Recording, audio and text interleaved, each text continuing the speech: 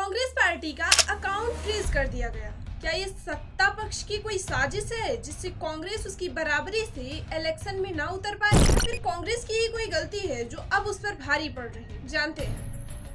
It's a systematic effort is underway by the Prime Minister to cripple the Indian national. Actually income tax की धारा 13A जो political पार्टियों की liabilities बताती है, ये धारा देश में जनप्रतिनिधित्व कानून के धारा 29A के तहत पॉलिटिकल पार्टियों को आयकर विभाग के कर से 100% छूट दे। बट इसमें ये भी रूल है कि पॉलिटिकल पार्टियों को ये जानकारी आयकर विभाग को टाइम टू टाइम देनी पड़ती है कि उन्हें कब कहां से फंडिंग आई है, और अगर ये फंडिंग 20,000 से ज्यादा है तो 20,000 से ज्यादा की फंडिंग करने वाले की पूरी डिटेल आयकर विभाग को इंटर्न के रूप में भरकर देनी पड़ेगी। इसमें ये भी रूल है कि अगर आपने किसी से 2,000 से ज्यादा की फंडिंग कैश के रूप में ली है तो फिर आपकी पॉलिटिकल पार्टी का जो अकाउंट स्टेटस है वो पॉलिटिकल पार्टी से बदलकर किसी सामान्य संस्था के जैसे हो जाएगा, जिसके बाद आपको भी टैक्स भरना पड़ेगा। एंड यही रूल कांग्रेस पार्टी ने तोड़ दिया। कांग्रेस पार्टी ने 2018 में अपने अकाउंट की कोई भी डिटेल और फंडिंग की डिटेल नहीं दी, और साथ ही लगभग 14 लाख रुपए अपने पार्टी की एमएलए और एमपीओ से चंदा लिया। अब चूंकि 2,000 से ज्यादा कोई व्यक्ति चंदा देगा तो आपकी पार्टी संस्था के रूप में कन्वर्ट हो जाएगी, और इसीलिए पार्टी के अकाउंट का स्टेटस पॉलिटिकल पार्टी से बदलकर संस्था का हो गया, और जिसके बाद ये इनकम टैक्स की टैक्स लायबिलिटीज में भी आ गया। अब इस टाइम कांग्रेस पार्टी के अकाउंट में 200 करोड़ रुपए थे, जिनमें से 65 करोड़ टैक्स हो गए, और साथ ही 2019 के मध्य तक अपनी कोई भी डिटेल कांग्रेस पार्टी ने नहीं दिया। अब ये सारे काम करके तो वो खुद ही अपने पैरों पे कुल्हाड़ी मार रही थी, जिसके बाद 2021 में कांग्रेस पार्टी को पहला नोटिस आता है जिसमें उन्हें ये बताया जाता है कि आप टैक्स भरिए वरना आप पे पेनल्टी लगेगी। पेनल्टी वही जो हम और आप जैसी आम जनता को चुकाने के लिए मजबूर किया जाता है, और हम भरते भी। लेकिन ये तो हमारी और आपकी तकलीफ है, इन्हें पॉलिटिकल पार्टियां क्या ही समझेंगी, क्योंकि वो सत्ता पक्ष में हो या विपक्ष में, उन्हें तो टैक्स में 100% छूट मिलती है।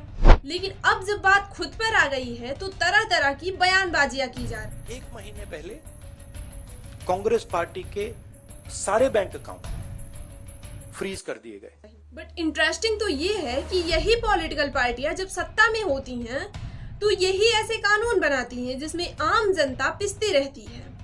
आम जनता इस टैक्स और पेनल्टी के बोझ के नीचे दबती रहे, लेकिन इन्हें फर्क नहीं पड़ता। जब बात खुद पर बनाई है तो हो सकता है आगे इस पर भी कोई कार्यवाही हो जिससे जनता को भी कुछ 1 महीने पहले ये हुआ, और किसी संस्था ने, हिंदुस्तान की संस्था ने, किसी कोर्ट ने, किसी इलेक्शन कमीशन ने चूं तक नहीं कहा।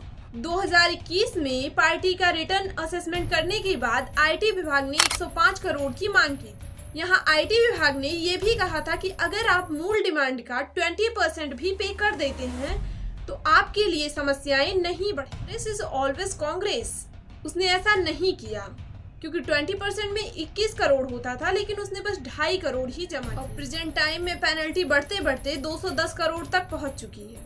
Congress party income tax department के खिलाफ इनकम टैक्स अपीलेट ट्रिब्यूनल चली गई, यानी ITAT। यहाँ आप इनकम टैक्स विभाग से राहत के लिए जा सकते हैं। यहाँ ITAT ने कांग्रेस को कहा कि आपको पार्शियल रिलीफ दिया जा रहा है, आपकी अकाउंट को अनफ्रीज कर दिया जा रहा है, लेकिन आप जल्द से जल्द टैक्स और पेनल्टी को भर दीजिए।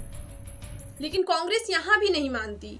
कांग्रेस अपने अकाउंट से पैसे निकालती है, लेकिन इनकम टैक्स डिपार्टमेंट तो इनसे भी होशियार, वो इसमें 65 करोड़ रुपए को होल्ड कर देते हैं।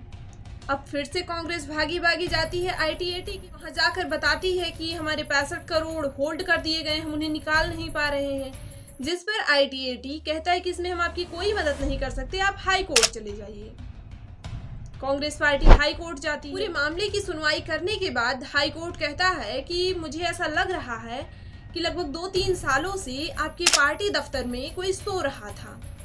अब तक क्या कर रहे थे आप लोग? जब 2021 में इनकम टैक्स का पहला नोटिस आया, आपने टैक्स क्यों नहीं भरा? और जब पेनल्टी लगी है तो अब इसमें हम कुछ नहीं कर सकते, आप पेनल्टी भरी। और इनकम टैक्स विभाग से तो हम सभी वाकिफ हैं कि अगर किसी के पीछे नहीं पड़ता तो नहीं पड़ता, और अगर पड़ जाता है तो बाल की खाल करने में इसको समय नहीं लगता।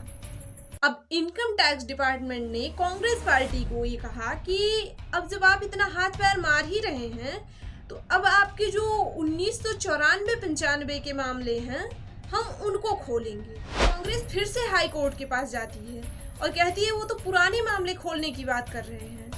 हाई कोर्ट कहता है इसमें हम आपकी कोई मदद नहीं कर सकते क्योंकि आपने इंटरेस्ट नहीं भरा, आपने टैक्स नहीं भरा, आप पेनल्टी भरने में आनाकानी कर रहे हैं, तो अब इसमें हम आपकी कोई मदद नहीं कर सकते। उसने ITAT के फैसले को बरकरार रखते हुए कांग्रेस पार्टी को टैक्स भरने को कहा। लेकिन एक चीज तो बढ़िया है कि ये कानून बनाने वाले जो जनता की तकलीफों के बारे में सोचते नहीं हैं, आज इन तकलीफों में घुसकर इन्हें समझ में आ रहा होगा कि ये चीजें जनता रोज फेस करती है। लेकिन भाई ये पॉलिटिकल पार्टियां हैं, ये अपने लिए कोई ना कोई रास्ता तो बना ही ले। अगर आपने किसी परिवार का बैंक अकाउंट फ्रीज कर दिया, भूखे मर जाते हैं। वो कांग्रेस पार्टी के साथ किया जा रहा है। Issue affects not just the Indian National Congress. It impacts our democracy itself most fundamentally. Congress party के बैंक खातों के ऊपर हमला हुआ। सोनिया गांधी और राहुल गांधी कहते हैं कि अकाउंट में 285 करोड़ रुपए फ्रीज किए गए हैं, तो वहीं मल्लिकार्जुन 300 करोड़ बताते हैं और कहते हैं कि हम पैम्पलेट छपवाने की स्थिति में भी नहीं हैं, हम रेल की टिकटें नहीं ले पा रहे हैं, हमारे कार्यकर्ता एक शहर से दूसरे शहर नहीं जा पा रहे हैं, हम 2 रुपए तक खर्च नहीं कर पा रहे हैं, हमारी कमर तोड़ने का प्रयास किया जा रहा है। आपको क्या लगता है कि देश की सबसे पुरानी पॉलिटिकल पार्टी के पास बस इतने ही रुपए होंगे? क्या सच में कांग्रेस पार्टी इतनी मजबूर हो गई है, या फिर ये जनता को मैनिपुलेट करके उनसे सहानुभूति लेने का प्रयत्न है? ये उसी जनता की सहानुभूति लेना चाहते हैं जिस जनता के लिए इन्होंने ये कानून बनाया था, क्योंकि इन्हें तो टैक्स देना नहीं पड़ता। आपकी क्या राय है कमेंट बॉक्स में जरूर बताएं। ऐसी ही और वीडियोस के लिए वीडियो को लाइक एंड चैनल को सब्सक्राइब